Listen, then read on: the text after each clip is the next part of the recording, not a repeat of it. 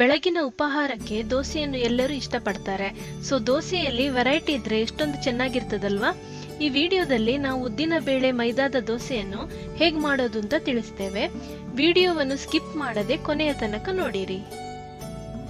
ಯಾವುದೇ ದೋಸೆಯನ್ನು ಮಾಡುವ ಮೊದಲು ಅದರ ಹಿಟ್ಟನ್ನು ತಯಾರಿಸಬೇಕು. ನಾನೊಂದು ಬೌಲ್ಗೆ ಅರ್ಧ ಪಾವ್ನಷ್ಟು ಉದ್ದಿನ ಬೇಳೆಯನ್ನು ಹಾಕೊಳ್ತೇನೆ. ನೀವಿದನ್ನು ಅರ್ಧ ಕಪ್ ಅಂತ ಸಹ ಅಂದ್ಕೊಳ್ಬಹುದು. ಈ ದೋಸೆಗೆ ಉದ್ದಿನ ಬೇಳೆ ಮತ್ತು ಮೈದಾವನ್ನು ಬಿಟ್ರೆ ನಾವು ಬೇರೆ ಯಾವುದೇ ಸಾಮಗ್ರಿಗಳನ್ನು ಉಪಯೋಗಿಸುವುದಿಲ್ಲ. ಮೊದಲಿಗೆ ಇದಕ್ಕೆ ನೀರನ್ನು ಹಾಕೊಂಡು ಚೆನ್ನಾಗಿ ತೊಳೆದುಕೊಳ್ಬೇಕು.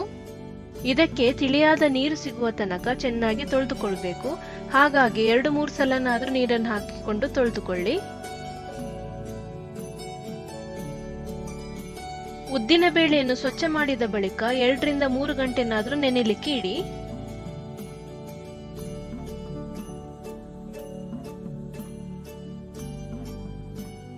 ಮೂರು ಗಂಟೆ ನಂತರ ನಾನು ಇದನ್ನು ನೋಡ್ತೇನೆ. ನೋಡಿ, ಇದು ಚೆನ್ನಾಗಿ ಊದಿಕೊಂಡು ಸಾಫ್ಟ್ ಆಗಿಬಿಟ್ಟಿದೆ.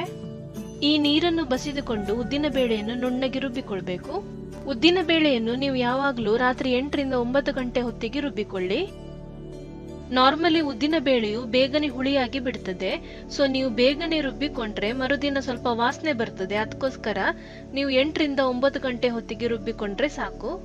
ಇದನ್ನೀಗ ಮಿಕ್ಸಿ ಜಾರ್ಗೆ ಹಾಕಿಕೊಳ್ಬೇಕು. ನಿಮ್ಮ ಹತ್ರ ವೆಟ್ ಗ್ರೈಂಡರ್ ಇದ್ರೆ ಅದರಲ್ಲಿ ರುಬ್ಬಿಕೊಳ್ಳಿ.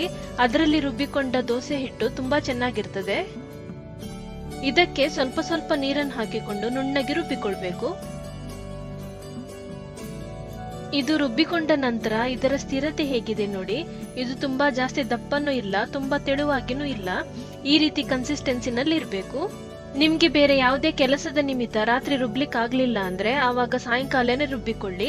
ಆದ್ರೆ ಸ್ವಲ್ಪ ಹೊತ್ತು ಫ್ರಿಡ್ಜ್ ನಲ್ಲಿಟ್ಟು ನಂತರ ಹೊರಗಿಡಿ. ಉದ್ದಿನ ಬೇಳೆಯ ಹಿಟ್ಟನ್ನು ಒಂದು ಬೌಲ್ಗೆ ವರ್ಗಾಯಿಸಿಕೊಳ್ತೇನೆ.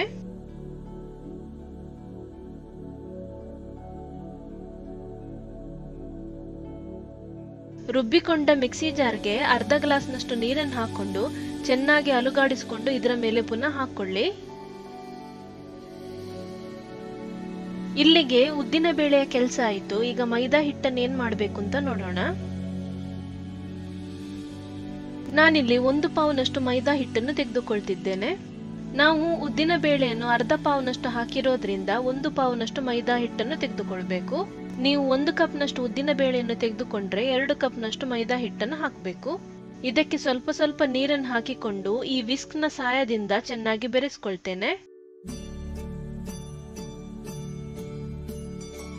ನೀವಿದನ್ನು ನೀರು ದೋಸೆಯ ಹಿಟ್ಟಿನ ಕನ್ಸಿಸ್ಟೆನ್ಸಿ ಬರುವ ತನಕ ಈ ರೀತಿ ನೀರನ್ನು ಹಾಕಿಕೊಂಡು ಕಲಿಸ್ಕೊಳ್ಬೇಕು.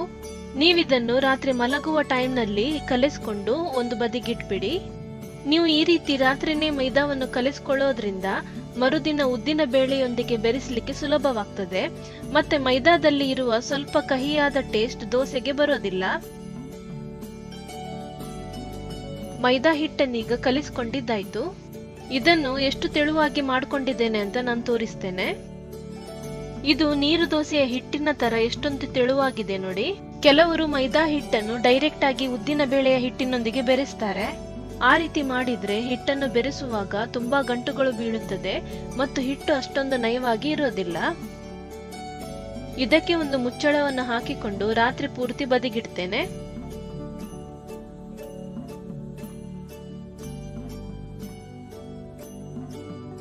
ಮೊದಲಿಗೆ ನಾವು ರುಬ್ಬಿಕೊಂಡ ಉದ್ದಿನ ಬೇಳೆ ಏನಾಗಿದೆ ಅಂತ ನೋಡೋಣ. ನಾನು ರಾತ್ರಿ ಹೊತ್ತಿನಲ್ಲಿ ರುಬ್ಬಿಟ್ಕೊಂಡಿದ್ರಿಂದ ಇದು ತುಂಬಾ ಜಾಸ್ತಿ ಏನು ಹುಳಿಯಾಗಿಲ್ಲ. ಹಿಟ್ಟು ಹುಳಿಯಾಗಿದ್ರೆ ಇನ್ನೂ ತುಂಬಾ ಜಾಸ್ತಿ ಉಬ್ಬಿ ಬರ್ತದೆ. ಇದನ್ನು ಒಂದ್ಸಲ ಚೆನ್ನಾಗಿ ಈ ರೀತಿ ಬೆರೆಸ್ಕೊಳ್ಳಿ. ಇದಕ್ಕೆ ನೀರು ಹಾಕಬೇಕೋ ಬೇಡೋ ಅಂತ ಆಮೇಲೆ ನೋಡೋಣ. ಇದರ ಕನ್ಸಿಸ್ಟೆನ್ಸಿಯನ್ನು ಒಂದ್ಸಲ ನೋಡಿ. ಸದ್ಯಕ್ಕೆ ಇದನ್ನು ನಾನು ಸ್ವಲ್ಪ ಹೊತ್ತು ಬದಿಗಿಡ್ತೇನೆ. ಇದೀಗ ನಾವು ಕಲಿಸಿಕೊಂಡ ಮೈದಾ ಹಿಟ್ಟು ಏನಾಗಿದೆ ಅಂತ ನೋಡೋಣ. ನೀವಿಲ್ಲಿ ನೋಡಬಹುದು ಮೈದಾ ಹಿಟ್ಟಿನಿಂದ ನೀರೆಲ್ಲ ಸಪರೇಟ್ ಆಗಿದೆ. ಈ ನೀರನ್ನು ಹಗುರವಾಗಿ ನಾವು ಸಂಪೂರ್ಣವಾಗಿ ಬಸಿದುಕೊಳ್ಬೇಕು. ಮೈದಾದ ಟೆಕ್ಸ್ಚರ್ ನೀವಿಲ್ಲಿ ನೋಡಬಹುದು, ಇದು ಎಷ್ಟೊಂದು ನುಣುಪಾಗಿದೆ ಅಂತ.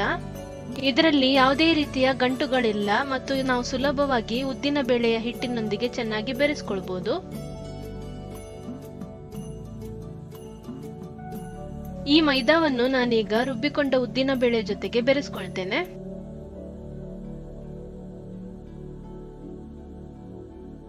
ನಾವು ಮೊದಲೇ ಮೈದಾ ಹಿಟ್ಟನ್ನು ಕಲಿಸಿಕೊಂಡಿದ್ರಿಂದ ಎಷ್ಟು ಸುಲಭವಾಗಿ ಬೆರೆಸಲಿಕ್ಕೆ ಆಗ್ತಿದೆ ನೋಡಿ. ಇದನ್ನು ಚೆನ್ನಾಗಿ ಬೆರೆಸಿಕೊಂಡ ನಂತರ ಇದರ ಕನ್ಸಿಸ್ಟೆನ್ಸಿಯನ್ನು ಒಂದ್ಸಲ ಚೆಕ್ ಮಾಡ್ಕೊಳ್ಳಿ. ಇದನ್ನು ಈ ರೀತಿ ಮಾಡಿ ನೋಡಿದಾಗ ಸ್ವಲ್ಪ ದಪ್ಪಗಿದೆ ಅಂತ ಅನಿಸ್ತಿದೆ. ಹಾಗಾಗಿ ನಾವು ಇದಕ್ಕೆ ಸ್ವಲ್ಪ ಸ್ವಲ್ಪನೇ ನೀರನ್ನು ಹಾಕಿಕೊಂಡು ಹಿಟ್ಟನ್ನು ಚೆನ್ನಾಗಿ ಕಲಿಸ್ಕೊಳ್ಳೋಣ. ನೀರನ್ನು ಹಾಕಿದ ಮೇಲೆ ನಾನು ಒಂದ್ಸಲ ಚೆನ್ನಾಗಿ ಬೆರೆಸ್ಕೊಳ್ತೇನೆ.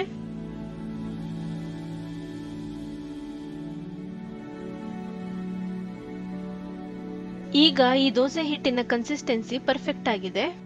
ನಾವೀಗ ದೋಸೆ ಕಾವಲಿಯನ್ನು ಬಿಸಿ ಮಾಡ್ಲಿಕ್ಕೆ ಇಡೋಣ. ಮೊದಲಿಗೆ ದೋಸೆ ಕಾವಲಿ ಬಿಸಿಯಾದ ಕೂಡಲೇ ಸ್ವಲ್ಪ ಎಣ್ಣೆಯನ್ನು ಸವರ್ಕೊಳ್ಳಿ. ಕಾವಲಿ ಬಿಸಿಯಾದ ಕೂಡಲೇ ನಾನು ಸ್ವಲ್ಪ ನೀರನ್ನು ಚಿಮುಕಿಸುತ್ತೇನೆ. ಪ್ರತಿ ಸಲ ನೀವು ಇದನ್ನು ಮಾಡಬೇಕಂತಿಲ್ಲ. ಈಗ ಒಂದು ಸೌಟು ತುಂಬಾ ಹಿಟ್ಟನ್ನು ತೆಗೆದುಕೊಂಡು ತೆಳುವಾಗಿ ಬಿಡಿಸ್ಕೊಳ್ಳಿ. ಈ ದೋಸೆ ಮಸಾಲೆ ದೋಸೆ ತರ ಕ್ರಿಸ್ಪಿಯಾಗಿ ಏನು ಬರೋದಿಲ್ಲ. ಹಾಗಾಗಿ ನಿಮ್ಗೆ ಚಿಕ್ಕ ಗಾತ್ರದ ಸ್ವಲ್ಪ ದಪ್ಪ ದೋಸೆ ಬೇಕು ಅಂದ್ರೆ 2 ಸುತ್ತು ಮಾತ್ರ ತಿರುಗಿಸಿ. ದೋಸೆ ಒಂದು ಬದಿ ಸ್ವಲ್ಪ ಕಾದ ಮೇಲೆ ನಾನು ಎಣ್ಣೆ ಈ ರೀತಿ ಸವರ್ಕೊಳ್ತೇನೆ. ಒಂದು ಬದಿ ಚೆನ್ನಾಗಿ ಬೆಂದ ನಂತರ ದೋಸೆಯನ್ನು ನೀವು ಮಗುಚಿ ಹಾಕಿ ಇನ್ನೊಂದು ಬದಿ ಬೇಯಿಸಿಕೊಳ್ಳೇಬೇಕು. ಹಾಗಾಗಿ ಬೇರೆ ದೋಸೆಗಳಿಗೆ ಕಂಪೇರ್ ಮಾಡಿದ್ರೆ ಈ ದೋಸೆಗೆ ಬೇಯಲಿಕ್ಕೆ ಒಂದು 20 ಸೆಕೆಂಡ್ ಜಾಸ್ತಿ ಬೇಕಾಗ್ತದೆ. ಇದೀಗ ಉದ್ದಿನ ಬೇಳೆ ಮೈದಾ ದೋಸೆ 2 ಬದಿ ಚೆನ್ನಾಗಿ ಬೆಂದು ರೆಡಿಯಾಗಿದೆ. ದೋಸೆಯನ್ನು ಕಾವಲಿಯಿಂದ ತೆಗೆದು ಒಂದು ಪ್ಲೇಟ್ಗೆ ಹಾಕೊಳ್ತೇನೆ. ಈ ದೋಸೆಯನ್ನು ನಾನು ತೆಳುವಾಗಿ ಬಿಡಿಸಿದ್ರಿಂದ ಸ್ವಲ್ಪ ಕ್ರಿಸ್ಪಿಯಾಗಿನೂ ಇದೆ ಮತ್ತು ಸಾಫ್ಟ್ ಕೂಡ ಇದೆ. ಇದೇ ರೀತಿ ದೋಸೆಗಳನ್ನು ಚೆನ್ನಾಗಿ ಕಾಯಿಸಿಕೊಂಡು ಬಿಸಿ ಬಿಸಿಯಾಗಿ ಸೇವಿಸಿ. ನನಗೆ ದೋಸೆಗಳನ್ನ ಕಾಯಿ ಚಟ್ನಿ ಜೊತೆಗೆ ಸೇವಿಸಲಿಕ್ಕೆ ತುಂಬಾ ಇಷ್ಟ. ನೀವು ನಿಮಗಿಷ್ಟವಾದ ಚಟ್ನಿ ಜೊತೆಗೆ ಈ ದೋಸೆಯನ್ನು ಸೇವಿಸಿ. ಈ ದೋಸೆಯಲ್ಲಿ ಅಕ್ಕಿಯನ್ನು ಬಳಸಿಲ್ಲವಾದ್ದರಿಂದ ಕೆಲವರು ಉಪವಾಸಕ್ಕೆ ಸಹ ಇದನ್ನು ಮಾಡ್ತಾರೆ. ನಿಮಗೆ ಈ ದೋಸೆಯ ರೆಸಿಪಿಯು ಇಷ್ಟವಾಗಿದ್ರೆ ನಮ್ಮ ವಿಡಿಯೋವನ್ನು ಲೈಕ್ ಮಾಡಿ ಶೇರ್ ಮಾಡಿರಿ. ನಾವು ಹೊಸತೊಂದು ರೆಸಿಪಿಯೊಂದಿಗೆ ಭೇಟಿಯಾಗೋಣ. ನಿಮಗೆಲ್ಲರಿಗೂ ಶುಭ ದಿನ.